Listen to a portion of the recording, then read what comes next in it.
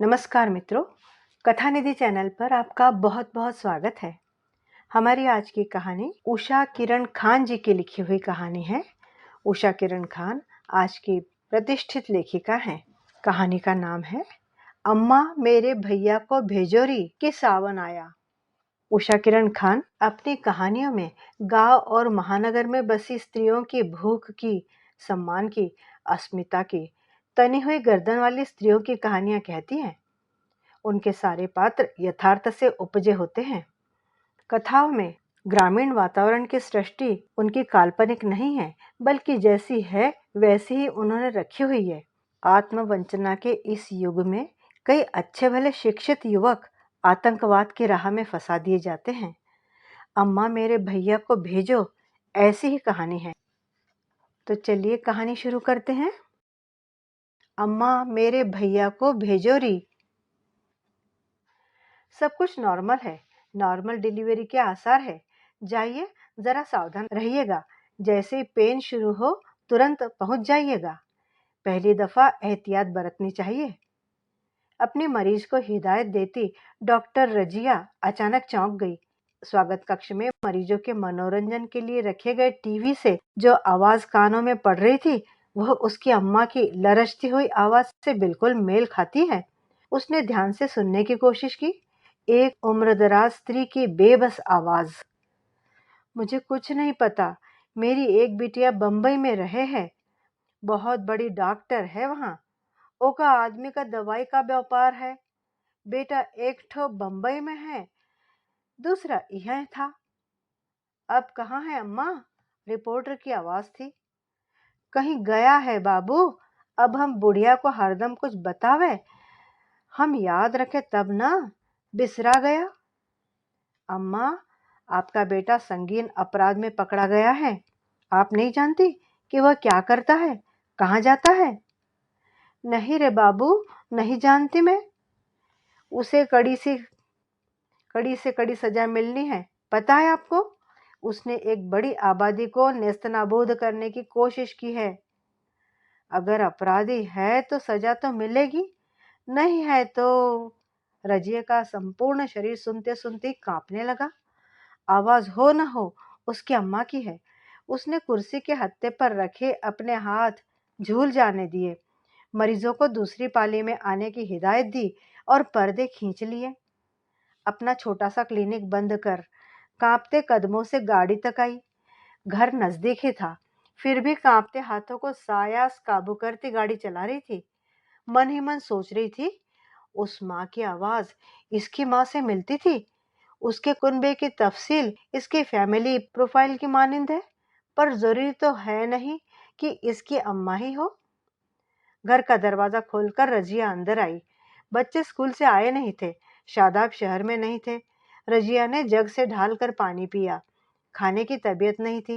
हौले से उठकर सोफे पर बैठी, रिमोट से टीवी ऑन किया और आंखें मींच ली। फिर हौले हौले आंखें खोली। समाचार आ रहा था। सचमुच जो डर था वह भयावना होकर सामने लहराने लगा था।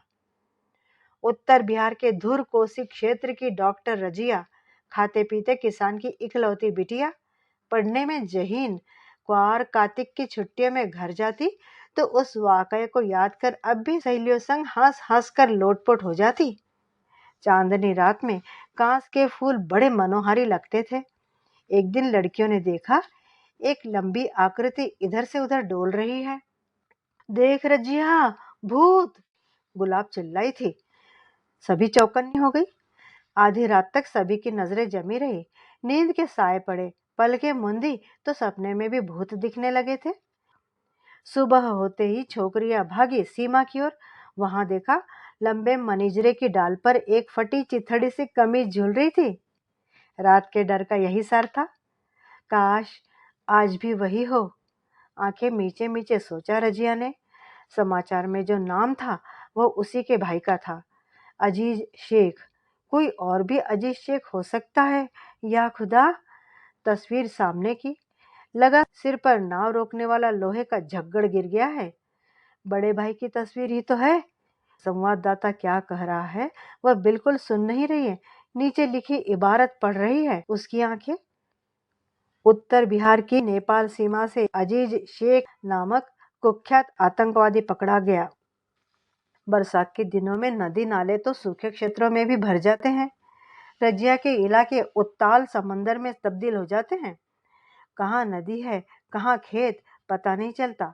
सारी निशानदेही मिट जाती, सतह से नीचे की ओर जाती, गोल गोल भंवरे पता बताते नदियों का। पिता अच्छे खेतिहर होने के बावजूद अच्छे खेवैये और तैराक भी थे। एक बार जिनसे नाव पर सवार ढेरों कांवड़ियों को लेकर नाव भंवर में फंस गई। कई जाने गई, कई बचा भी ली गई इशहाक शेख के द्वारा, पर उनकी खुद के जीवन की नाव भंवर में फंसी सो नहीं निकली। रजिया को याद है अम्मा का पछाड़ खाकर रोना, अरे चननिया, अरे चननिया कोशिका, हमर सुख न सुहायारी, कौन हमरा बच्चा बच्ची के पोसी है हो अल्लाह। बड़ा भाई अजीज हाई स्कूल जाता, रजिया मिडिल स्कूल और छोटा घर पर ही पढ़ता था। भाई हाई स्कूल पास कर नजदीकी शहर के एक कॉलेज में पढ़ने लगा। बीए में पढ़ता था तब उसकी शादी की बात चली। उसने स्वीकार नहीं किया। अजीज बेहद गंभीर और घरू लड़का था। अम्मा से प्यार करता था। भाई बहनों की जिम्मेदारी का एहसास था उसे। उसने अम्मा से कहा था कि रजिया की शादी करने के बाद ही वह कुछ सोचेगा। शहर में रहने पढ़ने का खर्च अजीज नहीं लेता। कुछ दिनों के बाद घर में अम्मा के हाथ पर पैसे भी लाकर रखने लगा।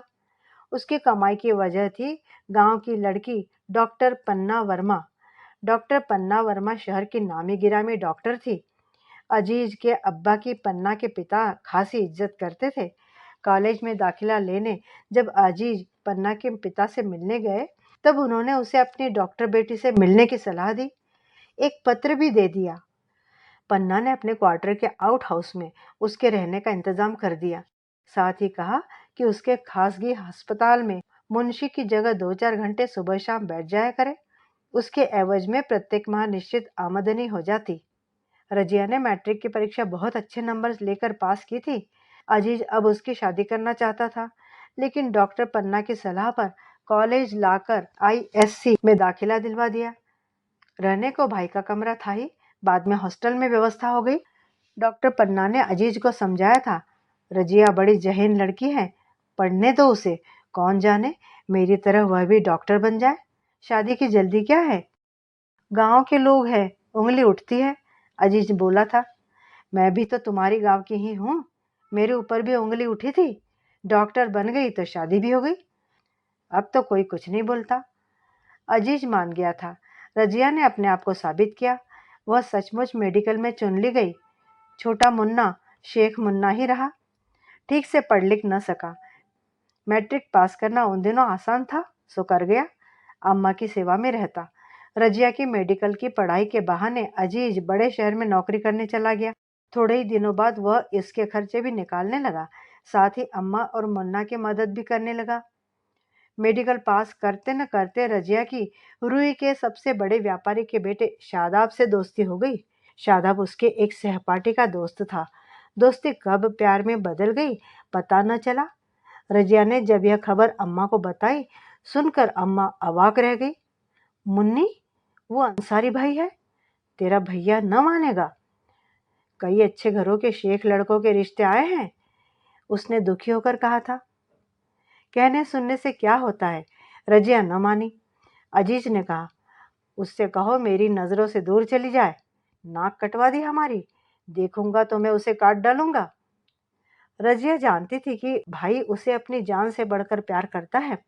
उसने इसे डॉक्टर बनाया, खुद शादी नहीं की, लेकिन यह भी अपनी मोहब्बत और जिद दोनों से पैमाल थी। इनकी शादी में दोस्तों के अलावा सिर्फ डॉक्टर पन्ना वर्मा थी। रजिया ने अम्मा, भैया और मुन्ना के हिस्से के आंसू डॉक्टर पन्ना के कंधों पर सिर रखकर बहाए। मुन्ना इलेक्ट्रॉनिक की दुकान पर काम करने लगा था। अम्मा बेसुरती रहती। अजीज जाने कहाँ लापता हो गया था। अजीज एक जिम्मेदार भाई सब कुछ छोड़कर कहाँ चला गया। अजीज अपने दोनों छोटे भाई बहनों का अब्बा कहाँ चला गया। उसका दिल जार जार रोता, क्या कर दिया इसने।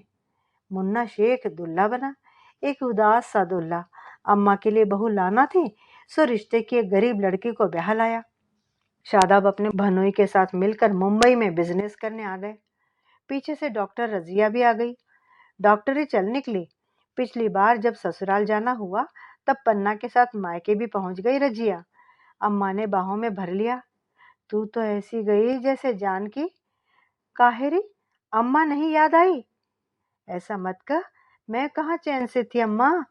आंसुओं ने सारे गिले शिकवे धो डाले। दुल्हन, तेरी ननदी आई है, आ जा, मिल तो ले। अम्मा की पुकार पर कोने में खड़ी बहू पास आ गई। अम्मा, बड़ी प्यारी है भौजाई। अपने गले से चेन निकालकर उसे पहनाती हुई बोली थी रजिया। अरे बताइया, सोने की चेन क्यों पहनाती है? हम गरीबों के घर लूट मार करावी की क्या? अम्मा ने कहा था। वही तय हुआ कि मुन्ना शेख बहन के साथ चलकर खुद की दुकान कर लेगा। अजीज का तब तक भी कोई पता नहीं था। कहाँ है मेरा अब्बा सरी का बड़ा भाई अम्मा? क्या हुआ उसका? इतना गुस्सा था तो काट ही डालता मुझे, खुद क्यों कट गया? सोचती रजिया। बार बार गांव का सावन याद आता और याद आते गीत के बोल। अम्मा, मेरे भैया को भेजो रे कि सावन आया, कि सावन आया, बेटी तेरा भैया तो बालारी। अचानक एक दिन शादाब नमूदार हुए यह कहते हुए, अजीज भाईजान की खबर मिली है, वो इसी शहर में है, तुमसे मिलने आएंगे। इस तरह के मजाक न करे तो अच्छा है। रजिया ने कहा था। सच कह रहा हूँ रजिया, आज शाम को आएंगे।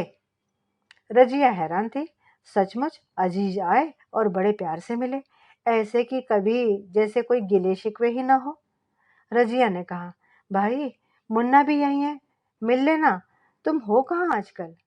यहीं तुम्हारे पास, ठहाका लगाते हुए अजीज ने कहा था। तीनों भाई बहन फिर एक हो गए थे।